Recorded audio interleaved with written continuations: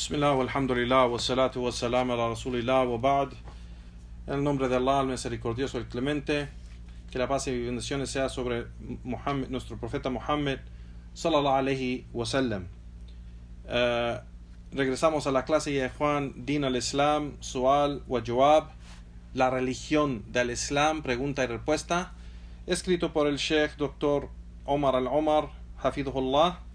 En las clases pasadas, si se recuerdan, ya Juan, empezamos el capítulo de Salah y hemos en las clases tomado lo que es el significado de Salah, los tiempos del Salah, las evidencias del juicio de Salah, que es obligatorio, el juicio de quien abandona el Salah, los pilares del Salah, lo que es el pilar. Si se recuerdan, el pilar es aquel si no se hace o no se cumple con uno de los pilares, pues esa raka'a es inválida y se tiene que hacer otra vez. O el Salah, si termina todo el Salah y se recuerda que no hizo o no hizo un pilar de ese en su Salah, pues tiene que hacer su Salah otra vez. Así que es un pilar, quiere decir que es completamente obligatorio cumplir con ese pilar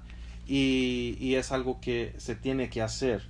Igual, antes de los pilares, si se recuerdan, tomamos igual las condiciones del Salah, que es, estas condiciones tienen que estar presentes para poder hacer el Salah, para que Allah acepte el Salah, Y después tomamos los pilares del Salah, que son lo que es completamente obligatorio hacer en el Salah.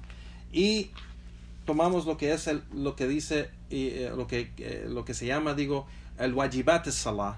El wajibat al-salah son esas acciones en el salah que son obligatorias, pero estas no son tan obligatorias que si se olvida, invalida el salah, pero estas wajibat, si se olvidan, pues se pueden hacer 2 prostraciones o 2 sajdas después del salah por olvidar algo que es de los wajibat.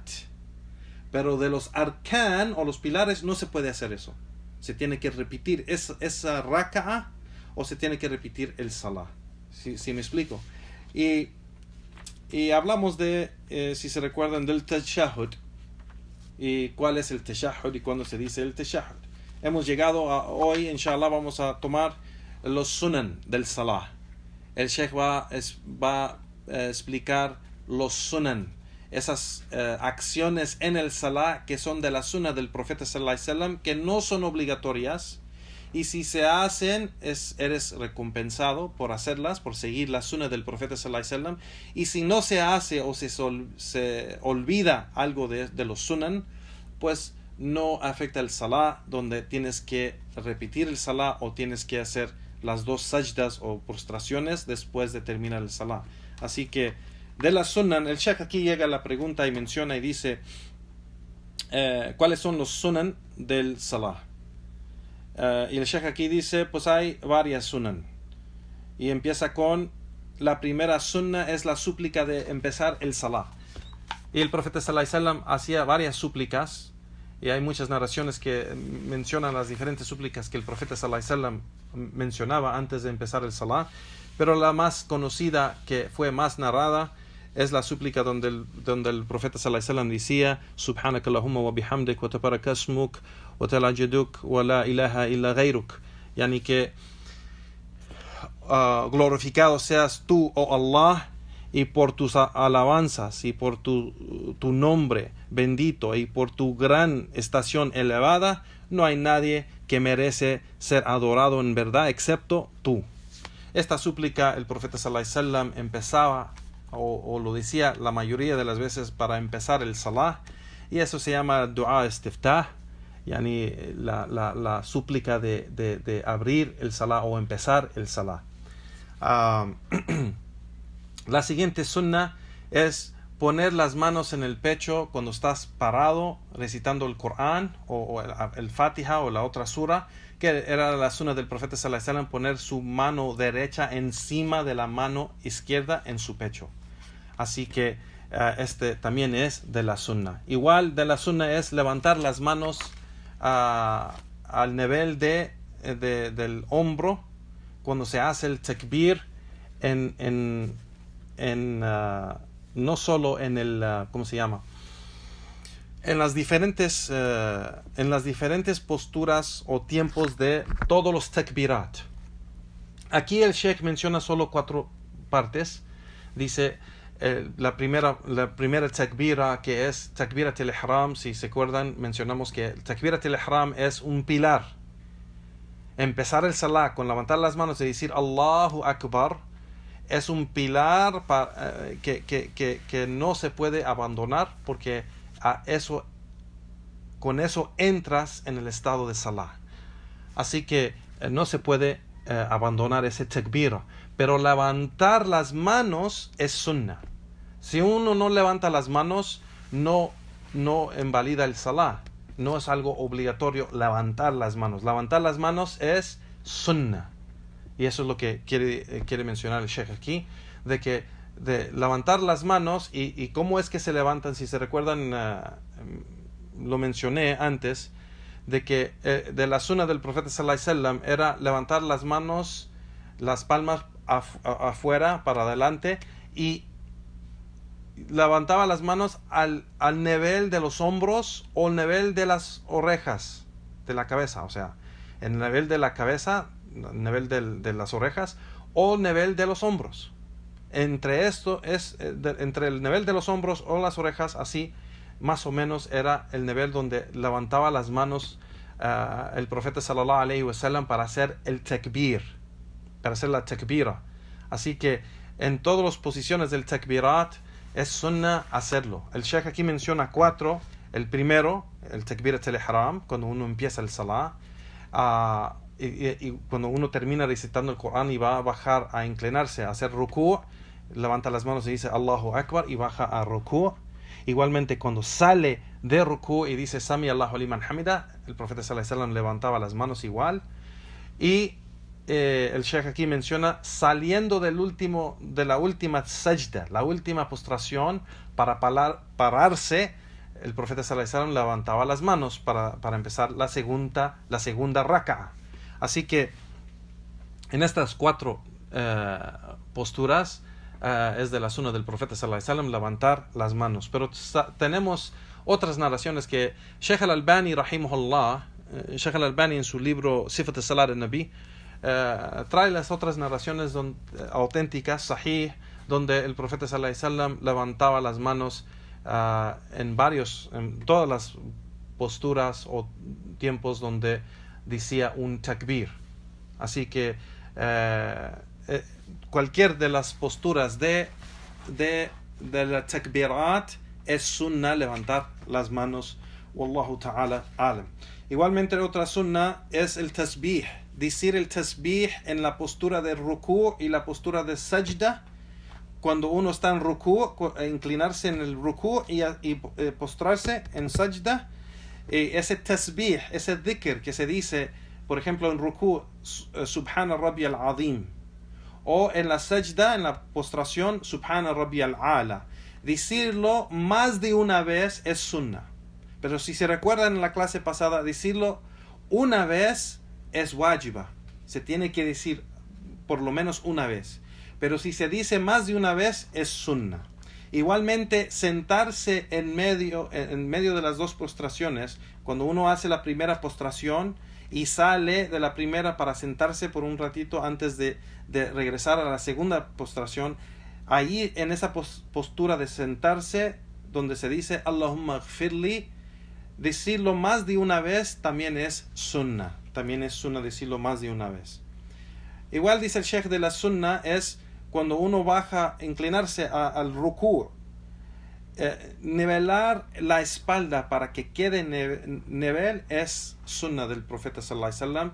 Y así hay narraciones que los sahaba, los compañeros del profeta sallallahu alaihi wasallam, narraron que el profeta sallallahu alaihi wasallam tenía su espalda tan nivel que si le echaban agua en su espalda, la agua no caía, no bajaba de su espalda por lo nivel que estaba su espalda. Así que es de la sunnah del profeta sallallahu alaihi wasallam hacer Eso. Igualmente, hacer la sajda, cuando uno hace la sajda, no es de la sunna del profeta sallallahu alaihi wasallam que los brazos tocan el lado del cuerpo o que el estómago toca las piernas. Hay gente que cuando hace la postración se hace como bola y todo está tocando. O sea, sus brazos al lado de su cuerpo y su estómago o pecho tocando sus piernas. Y eso no es de la sunna del profeta y no es la sajda del profeta sallallahu alaihi wasallam. Así que él menciona aquí el sheikh de que cuando uno está en la postración, los brazos no deben tocar el lado del cuerpo y el estómago no debe tocar las piernas, deben estar separadas. Igualmente, los brazos, cuando uno hace la postración, los brazos no deben tocar el suelo, solo las manos. Los brazos deben estar arriba, elevados del suelo y no tocando el suelo. Y hay mucha gente que hace la postración así y no es permitido. No es permitido.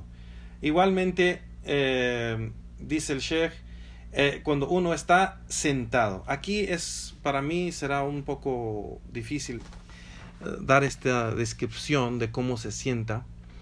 Pero esta jalsa se llama al-iftirash.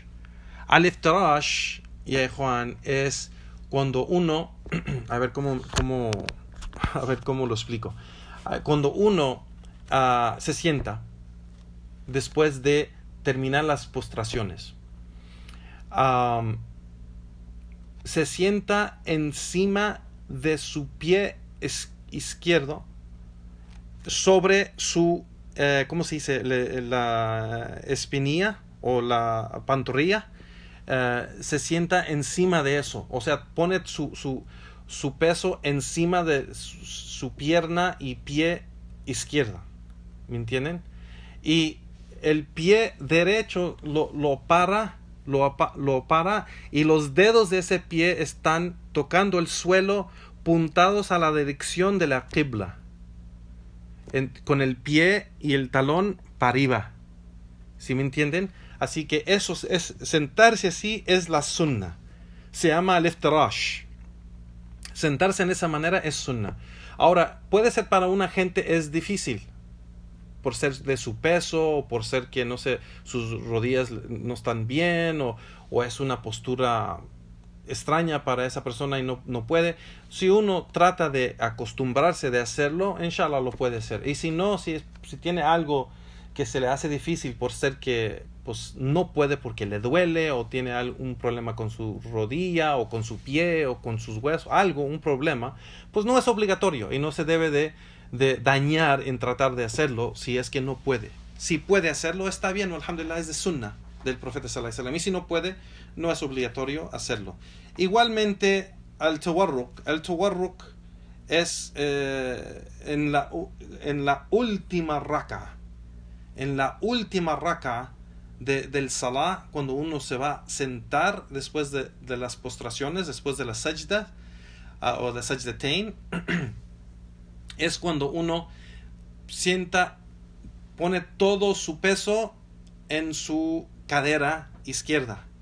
Cuando se sienta encima de su cadera izquierda y su pierna izquierda se sienta encima, pero por abajo de su pierna derecha. No sé si me explico bien. O sea, mencionamos antes de que el iftirash, sentarse, cuando uno se siente para hacer el tashahhud, se sienta en su pierna izquierda, en el pie izquierdo, ¿no? Aquí en el tawarruk no se sienta encima de la pierna, se sienta encima de su cadera izquierda, el lado izquierdo, y la pierna izquierda la tiene por debajo o abajo de su pierna derecha, ¿sí me entienden? Igualmente con su pie igual, era la sunna del profeta sallallahu alaihi wasallam tener su pie para arriba, sus dedos de su pie izquierdo puntando a la dirección de la qibla. adelante y su talón para arriba, o sea, el pie para arriba. Así que ese modo de sentarse se llama at-tawarruk, y es de la sunna del profeta sallallahu alaihi wasallam. Si se puede hacer, alhamdulillah, es una recompensa por sentarse así, y es de la sunna del profeta sallallahu alaihi wasallam, algo que no dejaba de hacer. Y si uno no puede, así como mencionamos antes, por cualquier razón física que no puede hacerlo, pues no es obligatorio y no debe de tratar de hacerlo si se va a dañar. Igualmente, hacer la súplica después del tashahhud. Después del tashahhud, el profeta sallallahu alaihi wasallam mencionaba y él ordenó, la mayoría de los sabios dicen que es algo obligatorio, hacer una súplica al final del salah, después de terminar el tashahhud, donde el profeta sallallahu alaihi wasallam buscaba el refugio en Allah subhanahu wa ta'ala de cuatro cosas. Y está narrado en varias narraciones donde el profeta sallallahu alaihi wasallam ordena eso a sus compañeros de hacerlo en el salah, en la última parte del salah antes de terminar, de refugiarse en Allah subhanahu wa ta'ala de cuatro cosas. Y el profeta sallallahu alaihi wasallam suplicaba y decía, una de esas súplicas, que hay varias expresiones, pero la más narrada es donde el profeta sallallahu alaihi wasallam decía: Allahumma inni a'udhu bika min adhab al-jahannam wa min adhab al-qabr wa min fitnati mahya wal mamat wa min sharri fitnati al-masih ad-dajjal. Que el profeta sallallahu alaihi wasallam decía: oh Allah, busco el refugio en ti de el castigo del infierno y del castigo de la tumba y de la fitna, las calamidades y problemas y ¿cómo se dice? Sí, calamidades y pruebas que pasa en la vida y en la muerte.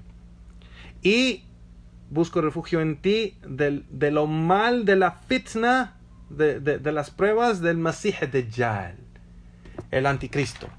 El que le dicen el anticristo, pero en el Islam le decimos el Masih Dajjal, el Cristo mentiroso.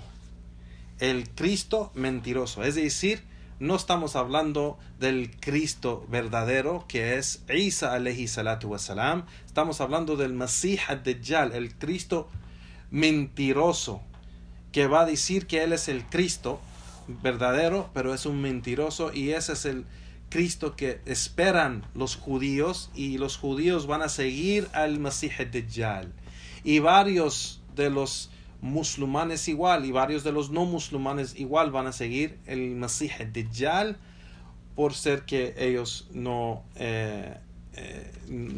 siguen o no tienen conocimiento del Masih Dajjal. El profeta sallallahu alaihi wasallam mencionó que el Masih Dajjal, que deben de suplicar de no estar en ese tiempo cuando llega el Masih Dajjal, porque va a ser una gran prueba para los musulmanes. Y el Masih Dajjal, el creyente que cree en Allah subhanahu wa ta'ala y tiene fuerte imán y aplica esa fe, aplica su religión y está sobre el camino recto, va a poder, él solo, el creyente, va a poder ver que él es el Masih Dajjal, porque en su frente va a estar escrito Kafara, yani que es incrédulo. Kafara, yani el kufr. Así que esta súplica lo decía el profeta sallallahu alaihi wasallam al fin de salah, que buscaba el refugio de estas cuatro cosas: del castigo del infierno, el castigo de la tumba, las pruebas de la vida y de la muerte, y de las pruebas del Masih Dajjal. Es de la sunna del profeta sallallahu alaihi wasallam mencionar esta súplica. Y Juan, barakallahu fikum.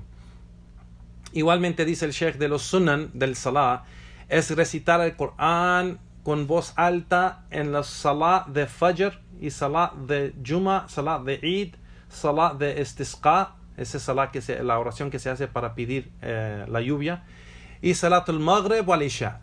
Salatul Maghrib wal Isha. Fajr, Maghrib, Isha Juma, Eid o el Istisqa, se recita el Corán con voz alta.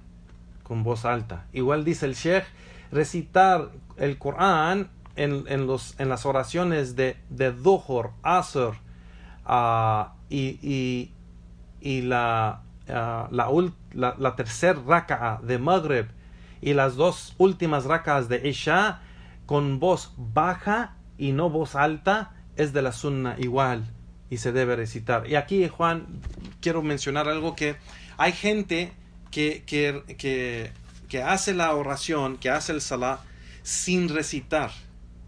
Recitan Fatiha y el Corán y todo como que lo están haciendo en su mente.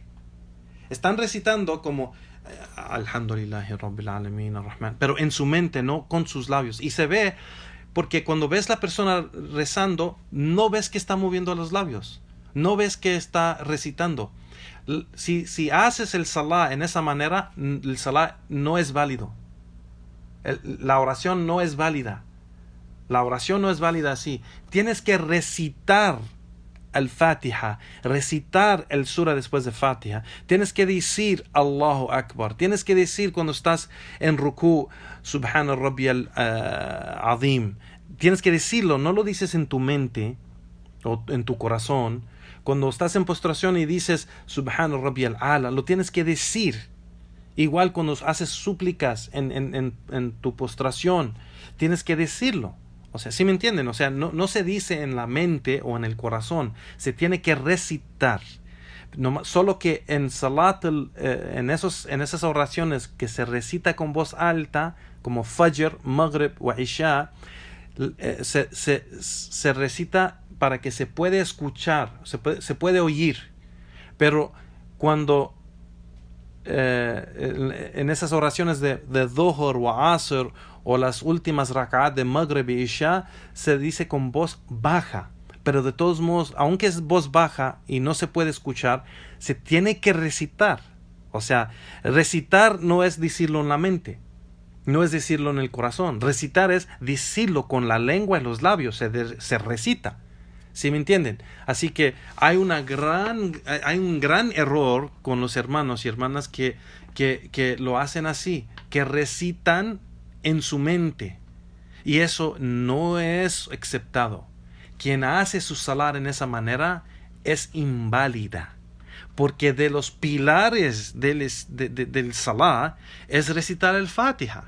Y si no estás recitando el Fatiha, no diciéndolo en tu mente, no dice que lo tienes que decir en tu mente, dice que lo tienes que recitar. Recitar quiere decir con la lengua, con los labios. Así que aquí lo menciona el Sheikh, los tiempos de decirlo con voz alta y con voz baja, pero de todos modos en los dos asuntos se tienen que decir, o en las dos maneras se tienen que decir, se tienen que recitar. ¿Sí me explico? Entonces, igual dice el Sheikh la última parte aquí de la Sunnah, de los Sunan, dice, todos los versos del Corán que se recita después de al-Fatiha es Sunnah. Entonces, si la persona recita Fatiha, por ejemplo, sin recitar una sura después de Fatiha, su salah es válido y no afecta a su salah. Solo que era una sunna muakkida del profeta sallallahu alaihi wasallam, era una sunna que nunca dejaba de hacer, de que después de recitar surat al-Fatiha en las primeras raka'at, recitaba una sura. Así que uno debe de hacer el esfuerzo de recitar la sura después de al-Fatiha. Wallahu ta'ala alam. Y esos son los sunan, Juan. Esos son los sunan del salah. Si uno lo hace, inshallah está recompensado por hacerlo, por seguir la sunna del profeta sallallahu alaihi wasallam. Y si uno se olvida de hacerlo o no lo hace, pues no cae en pecado o no invalida su salah. Su salah está bien. La siguiente pregunta, dice el Sheikh aquí, ¿cuál es la diferencia entre arkan, wajiba o sunan? ¿Cuál es la diferencia del pilar del salah, las acciones obligatorias del salah y las acciones recomendadas, yani la sunna del salah? ¿Cuál es la diferencia? El Sheikh dice, el rukun, el pilar del salah, es que la persona tiene que hacer esto en su salah, y si lo deja, pues es inválido esa raka'a o su salah. Entonces, sin ese pilar no es válido el raka'a, no es válido el salah, y tiene que hacerlo. El wajib también es obligatorio, solo que si es un nivel de obligación menor. Es obligatorio, lo tiene que hacer, solo que si se olvida de hacerlo, pues solo tiene que hacer 2 postraciones de salat sahu, sajdat sahu, que es las 2 postraciones de olvidar algo obligatorio en el salah. Pero no se puede hacer estas 2 prostraciones si se olvida un pilar del salah. ¿Me entienden? Así que eso es la diferencia entre el rukun o el wajib. Y el sunnan, o esa acción de sunnah en el salah, es algo muy recomendado, pero si uno no lo hace, no invalida el salah y no afecta el salah y los aspectos del salah. Así que esa, dice el Sheikh, es la diferencia entre el rukun, el wajib o el sunnah. Arkan, wajibat o sunan. La siguiente pregunta, dice el Sheikh, ¿cuáles son esas acciones y condiciones que invalidan el salah? ¿Qué son esas acciones que si se hacen durante el salah, invalida el salah? Y el Sheikh aquí dice, hablando con intención de hablar afuera de los aspectos del salah. Hablando, o sea, hablando con alguien, o teniendo una conversación, o hablando de algo que no tiene nada que ver con el salah, teniendo un discurso de algo, invalida el salah, porque sale la persona de la intención de salah y a otra intención. Entonces eso invalida el salah. Igualmente, riéndose en el salah. Si uno empieza a reírse, no sonreír, pero reírse con una carcajada o algo así, pues eso invalida el salah, porque la persona sale de intención de salah, o sea, está enfocado en otra cosa ahora, sale de su intención. Igualmente, de comer y beber en el salah invalida el salah. Comer y beber invalida el salah.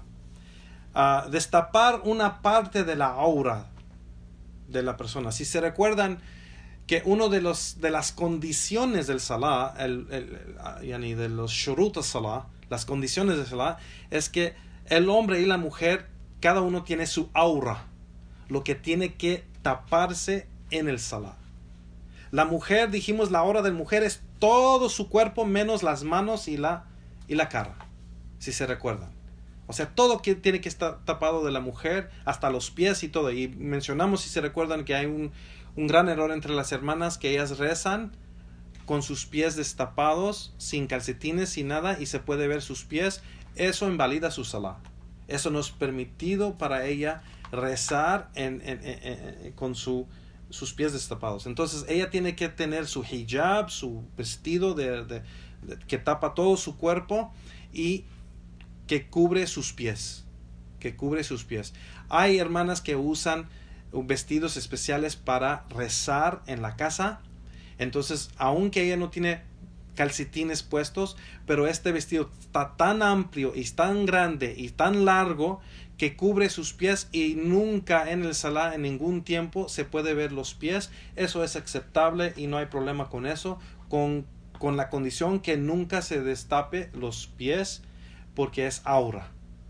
Entonces, la única cosa que puede estar destapado es la cara y las manos. Todo para la mujer es aura. Para los hombres, de los hombros hasta abajo de las rodillas es la aura del hombre. Entonces tiene que tener tapado de los hombros hasta abajo de las rodillas, tiene que tener todo eso tapado. Entonces, si se destapa algo de la aura, invalida el salah.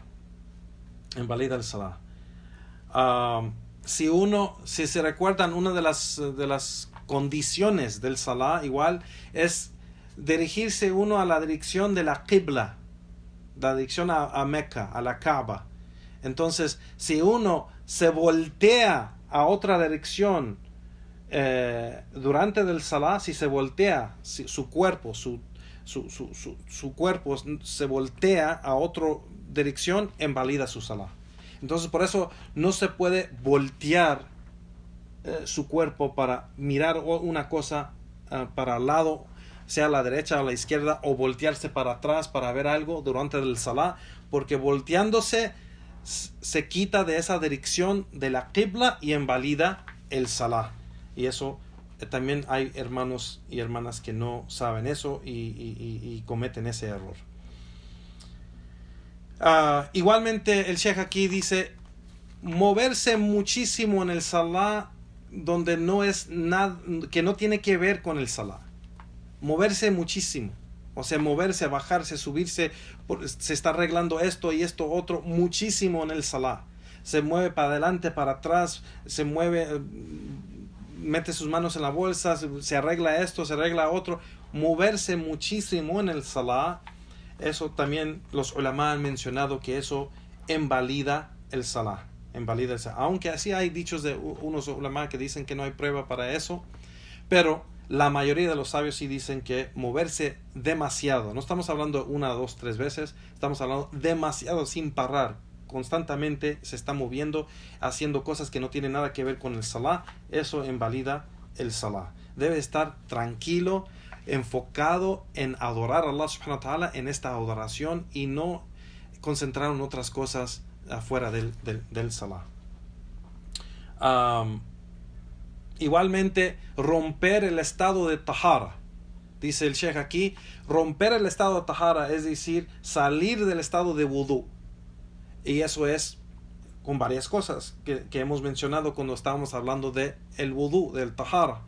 O sea, estando en salah, lo que invalida el salah, por ejemplo, la tahara invalida el salah. Lo que invalida el tahara invalida el salah si estás en el salah. Por ejemplo, el hombre está en salah y se desmaya, su conciencia se va, entonces invalida su salah. Si pasa gas, se invalida su salah. Si se orina, pues se invalida el salah. Si le sale cualquier cosa de sus partes íntimas, pues se invalida su salah. Todo lo que invalida tahara o el wudú va a invalidar el salah cuando uno está en el salah. ¿Sí me explico? Y también, pues, no cumpliendo con un pilar de los pilares del salah, pues eso también invalida esa raka. Y si se olvida completamente, ya terminó todo el salah y no hizo ese pilar, pues ese salah no es válido, porque no cumplió con ese pilar. ¿Sí me explico? Y el Sheikh aquí menciona que también pues hay otras cosas, como por ejemplo mirar al cielo para arriba, adelantarse enfrente del imam, igualmente venir a la mezquita a rezar con un olor bien fuerte, bien feo, bien sucio y horrible también, eso no es permitido. El Sheikh menciona aquí también recitar el Corán dentro de la persona y no recitarlo con la boca o con los labios o la lengua, recitarlo en la mente o en el corazón también, eso no es válido. Igual el Sheikh menciona que estas cosas son cosas igual que el salah no es aceptado si uno hace estas cosas. El Sheikh menciona la última pregunta del capítulo y dice cuáles son los beneficios del salah, y dice el Sheikh hay muchos beneficios del salah.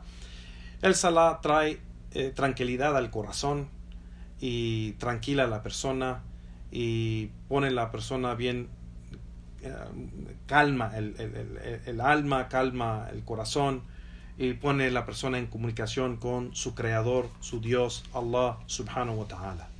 Igualmente el salah es una expiación de los pecados y las malas obras. Es una expiación de los pecados y malas obras. El salah también protege el musulmán de caer en cosas malas y en calamidades y en pruebas. La persona que siempre está en su salah y siempre no falla en cumplir con su salah, pues eso es una protección de que Allah lo ponga a pruebas y lo ponga a esas calamidades grandes. Estamos hablando de castigo. Igualmente dice el Sheikh aquí que el salah ayuda a el musulmán no caer en esos pecados grandísimos de desgracia, o sea, esos pecados muy grandes. También el salah ayuda a la persona en tiempo de necesidad. Como Allah subhanahu wa ta'ala dice, Allah subhanahu wa ta'ala menciona, buscan la ayuda con Allah en paciencia y oración. Yani que debemos de buscar la ayuda de Allah subhanahu wa ta'ala en ser pacientes y en oración. Entonces aquí el Sheikh menciona que el salah ayuda a la persona en tiempos difíciles, tiempos de dificultades y pruebas. Debemos regresar a Allah subhanahu wa ta'ala en salah y Allah nos ayuda. Y con eso aquí, Juan, es la última pregunta de este capítulo y terminamos el capítulo. Y aquí paramos la clase de hoy. Wa subhanaka Allahumma wa bihamdik wa ashhadu an la ilaha illa anta astaghfiruka wa atubu ilayk. Wa sallallahu wa sallam ala nabiyyina Muhammad wa akhir da'wana walhamdulillahi rabbil alamin.